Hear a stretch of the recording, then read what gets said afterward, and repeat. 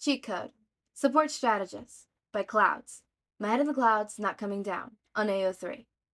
Chapter 38. May slammed open the door to Recovery Girl's office, and Izuku had to jump to grab the handle and prevent the door from banging into the wall.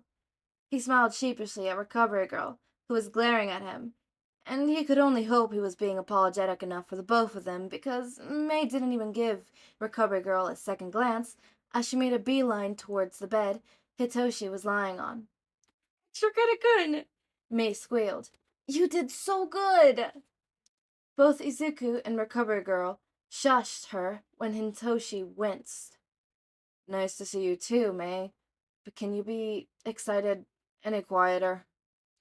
"Oh, sorry," May whispered loudly. "You did amazing." Izuku shiffed a quiet chuckle. May was trying her best, but it was still entertaining watching someone who was so unblatantly loud try to be quiet. It was like asking Izuku not to mutter. It was theoretically possible, but that didn't mean it wasn't funny to watch. He stopped laughing when Recovery Girl glared at him again. "You had better be quiet," she scolded. "It's the least you two gremlins can do for that poor boy, considering this is at least partially your fault he's in this state." Izuku looked at May in confusion, but she just shrugged helplessly and turned back to playing with Hitoshi's hair. He relaxed slightly under her touch and wrinkled his nose at the school nurse. "It's my own fault I went over my limits, Recovery Girl. Don't blame my kidnappers just because I'm an idiot." "They encouraged you to be reckless," Recovery Girl argued. "Well, yeah, they encouraged me to be a hero too, so there," Hitoshi groaned. "I would be just fine if I hadn't tried taking control of Dark Shower through Tokoyami." "So you did do that!" It took all of Izuku's self-control to keep talking quietly. "I was wondering because I didn't think you said anything to Dark Shadow directly, but then you took control of him and not Tokoyami, and it was so cool." Hitoshi gave a tired chuckle. "Yeah, well, we'll see if it was even worth it. I still don't know if they'll let me transfer or if they'll keep me in Gen Ed." May poked the material that was sticking around his neck. "They'll be idiots to not let you into the hero course after this. You're gonna be an amazing hero, Extra-Kun, and if those stupid teachers can't see that, then..." "Then what?" Hitoshi cracked open one eye and smirked at her. "You're gonna blow up Nezu's office?" May huffed. "Well, if I did, what are they gonna do about it?" "Can we please not threaten the teachers when there's one in the room?" Izuku fretted, glancing nervously at Recovery Girl. "May at least wait until we're outside of UA." "I quite agree. In fact, you should save all of this until you're outside of UA," Recovery Girl ordered. "Shinso needs rest, and you two obviously have far too much energy. You can give him congratulations once he's recovered." "But..." May tried, but Recovery Girl simply swept her cane at their legs until the two caved in and let themselves scoot towards the door. "We'll see you later, Extra-Kun." "Yeah," Izuku added. "Thanks for beating Katsuki. That was awesome." Izuku smiled at the sight of Hitoshi practically giggling as Recovery Girl forced them out and shut the door behind them with a quiet faintly. He could begrudgingly admit that Recovery Girl was probably right, and they were a little too much to help someone recover from a quirk-induced migraine. But at least Hitoshi knew they were proud of him, and they made him laugh. "Well, that was rude," May pointed. "It's spending a little time with our baby too much to ask for?" Izuku shook his head. "You realize that even your whispers are loud, right? And you have a habit of blowing things up if you stay in one room for too long." May opened her mouth to argue, but closed it again. "Fine, you might, maybe, have a little bit of a point." "Thank you," Izuku grinned. "That's why I'm the smart one," May gasped. "What? Mr. Let's Blow Up All the Landmites smart?" Izuku started laughing, but then the door behind them swung open again, and both Izuku and Mei jumped when Recovery Girl poked her head out of them to glare. Shh! Mei grabbed Izuku's hands and started dragging him down the hall. Come on, Izuku. I think I could tell when we're not wanted. I think you even want to, Izuku murmured with a smile. So, where are we going? Mei stopped suddenly in the middle of the hallway, making Izuku run into her. I haven't gotten that far, I guess. Izuku felt a buzz in his pocket and hesitantly took out his phone from his pocket. He shot Mei a curious look, but she simply shrugged. Izuku turned back to his phone suspiciously and read the new message. From Rat Overlord. You could always explore the tunnels. The drive home was awkward at best. Shoto started sullenly out the window as he waited for his father to explode. It was inevitable. He knew it. He knew ever since he'd seen Tokoyami steal the headband from around his neck, but it had been confirmed when Endeavor was dismissed their usual driver and said he'll drive Shoto home himself. At least if they were surrounded by staff, his father showed at least bare minimum of restraint. But without the protective barrier, Shoto had no idea when the charade would start. It was exhausting.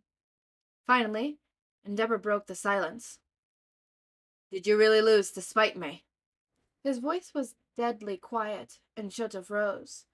His father's anger normally ran hot, but somehow it was almost more frightening when he was cold like this.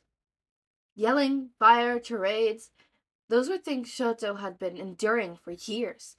He knew how to handle them, how to coat his mind and body in ice so that the fire couldn't hurt him, but this? This had only happened a few times, which meant that Shoto had no idea if his usual strategies would work. He had messed up even more than usual, and he was going into his father's rage almost completely blind. He set his shoulders stubbornly and glared at his father in the rearview mirror. He refused to let the fear show. Losing to his classmates was one thing, but he refused to lose to his father. You could have won, Endeavor observed quietly. You could have stopped that bird brain from stealing your points if you just used your fire. Your fire. Shoto snapped before he could stop himself. It's your fire, not mine, and I'm gonna make it to the top without it. Well, you seem to be doing a bang-up job at that so far, Endeavor spat. Your ice didn't even get you past the second round. What? Endeavor scoffed. You'll be the best with only your mother's power. I believe you found out today just where this childish rebellion will lead you, Shoto. If you haven't shamed me so much by allowing general ed and support students to surpass you, I'd almost be happy you lost. At least now, hopefully, you've learned your lesson. Shoto flinched as if he'd been slapped. His father was happy he lost. His own father. And it wasn't even for a good reason, was it? No, it was because Endeavor was hoping that the loss the sports festival would teach him a lesson. Well, he was wrong. Shoto refused to be the masterpiece that Endeavor wanted him to be. And to make it worse, even if his father was happy, he was still going to get punished, just because of who he lost to. He hadn't even fought that team directly. The only interaction he'd ever have with them was when they destroyed the 10 million point headband. But his father didn't care about that. The only thing his father ever cared about was that a general ed student had won the sports festival while Shoto had been pushed to the sidelines, and that was completely unacceptable. I raised you better than this, Endeavor lectured. You were created to surpass All Might, Shoto, so act like it. You have been blessed with the perfect quirk, and I've given you as much training as I could. But that's all going to be for nothing if you keep acting like a spoiled little brat. I made you to become a great hero, Shoto. My masterpiece. So stop wasting that potential and actually be my successor. Maybe that's the problem. For some reason, Shoto couldn't stop the words from spilling out. I'm your masterpiece, right? And you're an eternal failure. You've been number 2 for how long again? Face it, Endeavor, I'm your son. So can you really expect me to be any better than second best?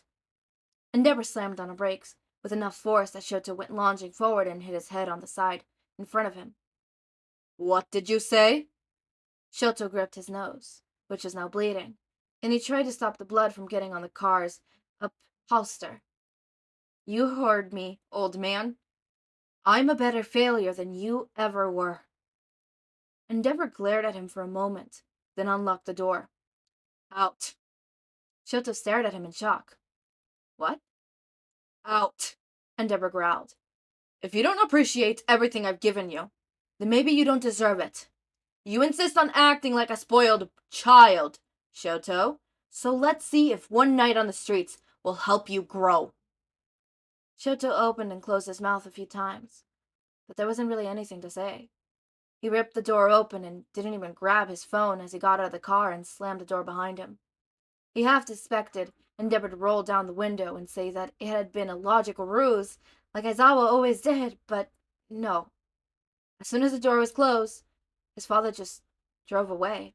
Just abandoned Shoto on the side of an almost deserted street like he was nothing. Maybe he was. The few people on the streets were beginning to stare. Not that homeless people and druggies were probably that interested in the downfall of the greatest son of Endeavor. But still, his father would get even more angry if the media got wind of this. Thankfully, Shoto had changed into the street clothes after the sports festival, so at least he was in jeans and a hoodie instead of the school uniform. That would have been harder to pass off. Even if he walked home, Endeavor probably wouldn't let Fujimi let him in, so Shoto shoved his hands in his pockets and resolved to just wander the streets until the sun rose and his punishment was over. He gave one last look down the street, but Endeavor's car had already turned the corner out of sight. Shoto shook his head and cut through an alley, grabbing a beanie he found on the ground as he passed it. It was a little too big and it smelled like cigarette smoke, but at least it covered his hair. There wasn't much he could do about a scar at the moment. But whatever, it was only one night, right? Yeah, those cheerleading outfits were amazing. Mineta drooled. Yeah, Yorozu really outdid herself this time. I guess so, Kaminari grinned. Still not looking forward to the detention Aizawa's gonna give us, though. He doesn't appreciate art, Mineta complained. It's like he's gay or something. Kaminari shrugged awkwardly. I don't know. I gotta get going, man. But see you Monday, alright? Sure thing. Mineta gave him a big thumbs up. See you Monday. Kaminari gave a wave when he reached the end of the street, and Mineta waited until he disappeared around the corner to let his smile fall. Hopefully the whole gay comment would get the guy to leave him alone. Everyone avoided the class pervert, but it was much more difficult to get ignored when someone as loud as Kaminari kept seeking him out. It was irritating. Mineta was taking a shortcut home through the bad part of town when his phone rang. The caller ID was blocked, but he thought he had a pretty good idea of who it was. How did you enjoy the sports festival? Pretty good show, right? Kuroguri was business like always as he responded. Sensei has a few students he wants you to keep an eye on. Did he say who? Mineta asked. I'm already watching everyone in Class 1A. Class 1B will be a little more difficult, but I think I can manage. Actually, there's a mix this time, Kuroguri informed him. Shigaraki has suggested that young Bakugo might be a good addition to our organization, so test the waters there. If he doesn't blow my head off first, Mineta grumbled. Fine, who else? That is for you to discover, Kuroguri said cryptically. Sensei believes that cheat code might be a student. Mineta almost tripped over a track in the sidewalk. What? Seriously? Are you questioning Sensei's judgment? Kuroguri asked, far too calmly. Mineta gulped, clearly hearing the threat behind the words. No, of course not. I was just surprised, that's all. The analysis the guy gave me on my quirk was pretty intense.